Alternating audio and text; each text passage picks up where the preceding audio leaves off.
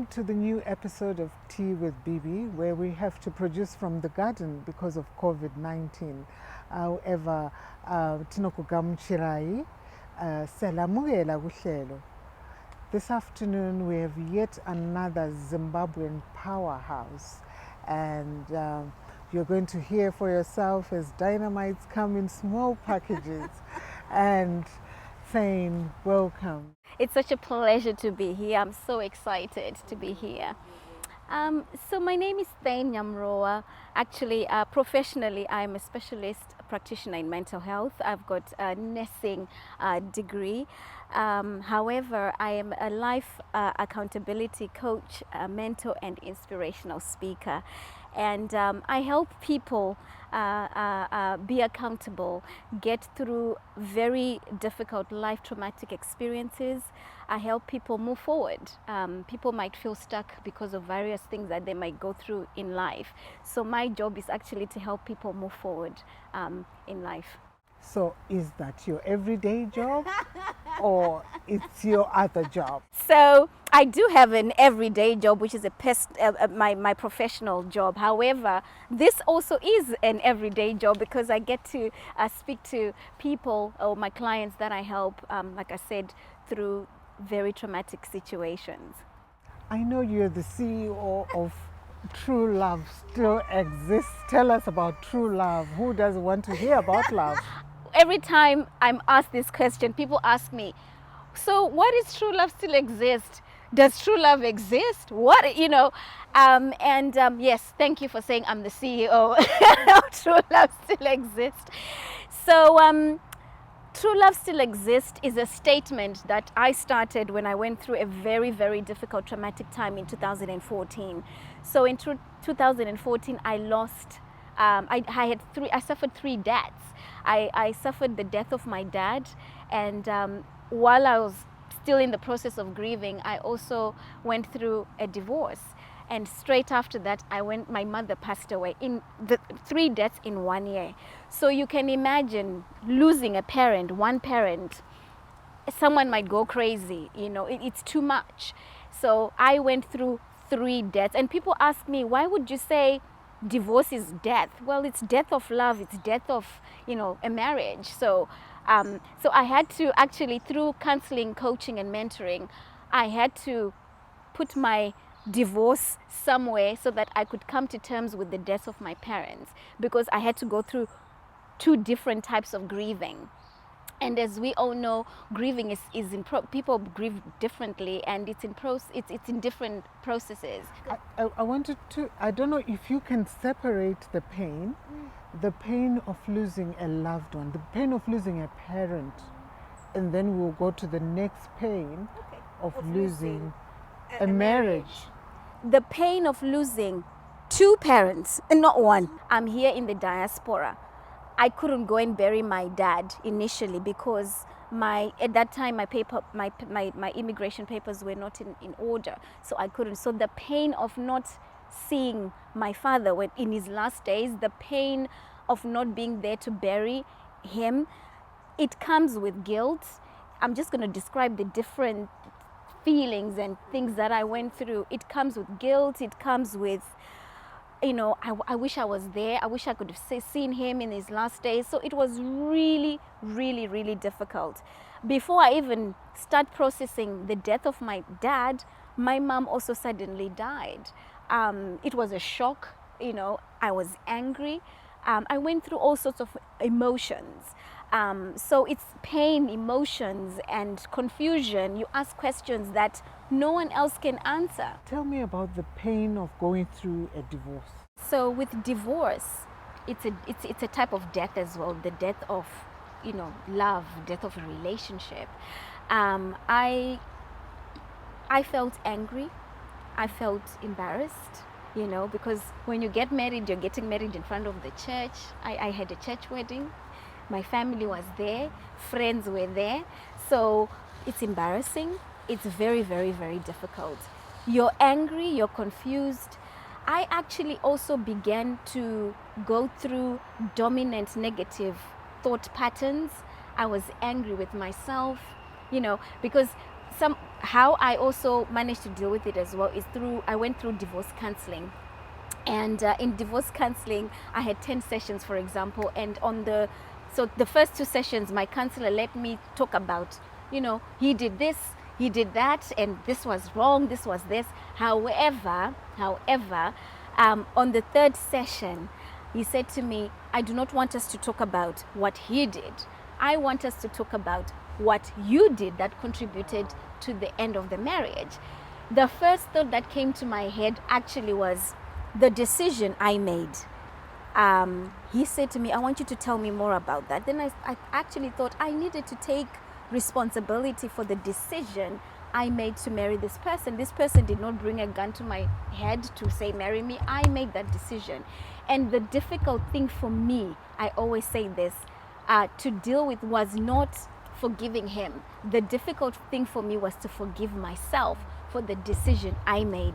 This is why when I meet people and I help people, I talk about the accountability, because we need to be accountable for the things, because you are the one, yes, you are the one we need to talk about your issues, not the other person's issues. So sometimes, the human nature is to focus on what the other person has done. Yes. It's so interesting how people will go on and on. He did this, she did this, and they forget to look in the mirror and talk to that person who was a participant in the marriage, the other half. I laugh when I speak to my clients. Some people will come to me and say, well, actually, when I decided to marry this person, it wasn't a mistake. Then I go into the next stage. If I am to kick you right now, baby, are you going to smile at me? How did you react to the issues, to the things that were happening? And you need to take responsibility for that, how you reacted. People will try to to run away from taking responsibilities of their own action. And this is where the work is about. This is where a person's journey begins, actually. To look at yourself, reflect on what you did, whether it was the decision, whether it was the way you reacted. You need to take some responsibility, and that's where your healing begins. So that's in terms of counseling, where the person has to take responsibility, and again, I think they have to want to. You can't make them. Yes. And the mentoring and coaching, where's the line? So that's a very good question. There is a difference between counseling, mentoring, and coaching.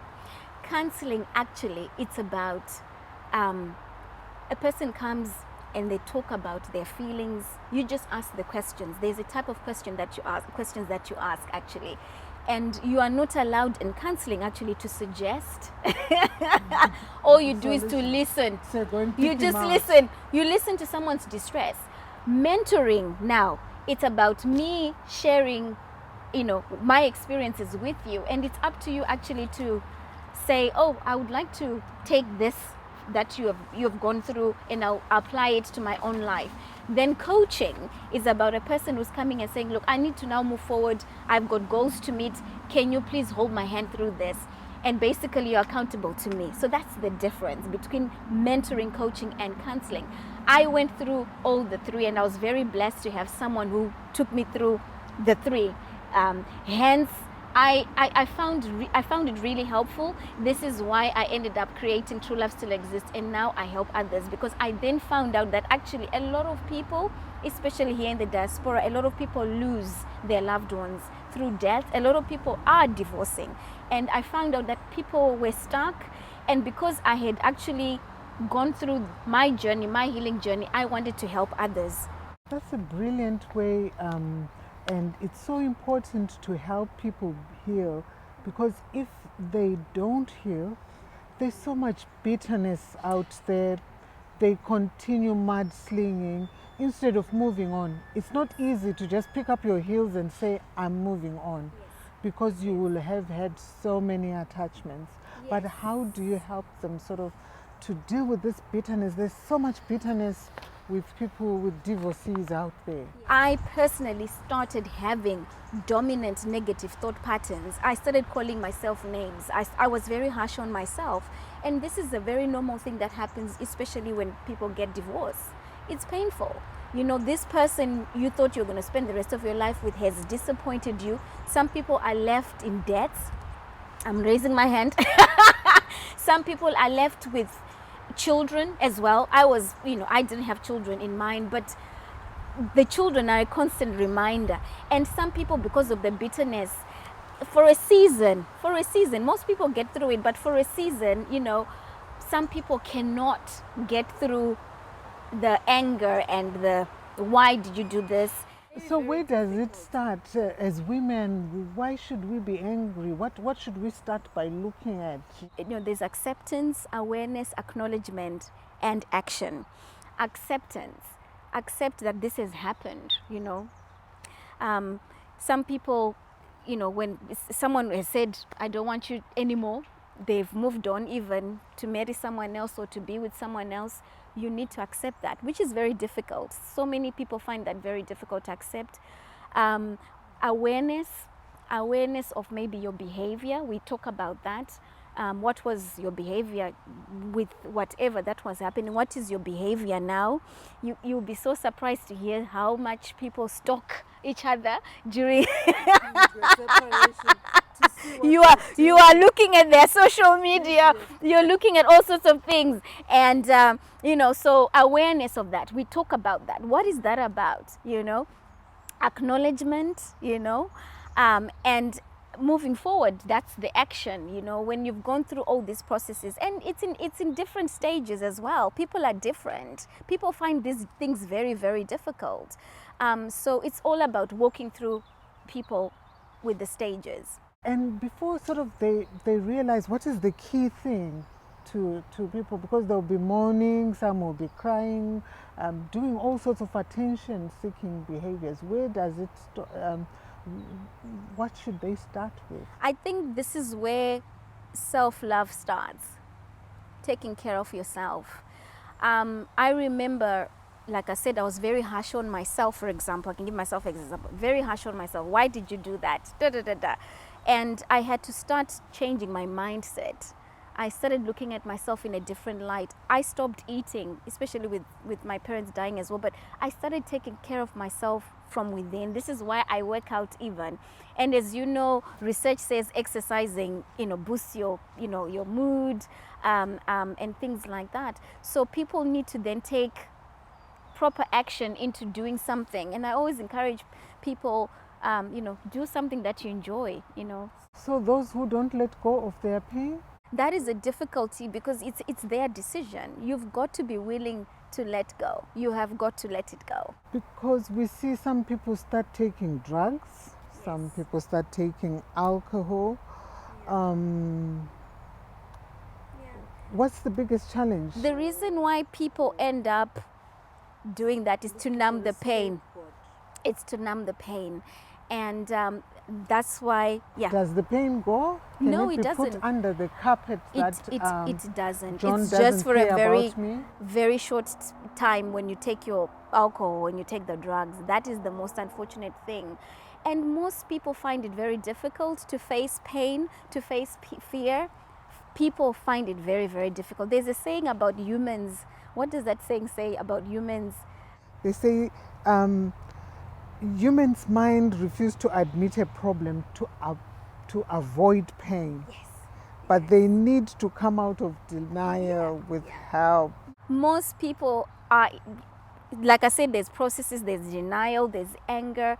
Some people get stuck in the denial and that's it. Some people get stuck in the anger, and you find that when people are stuck in anger, that's when people start harming themselves, harming others, because they are stuck in anger.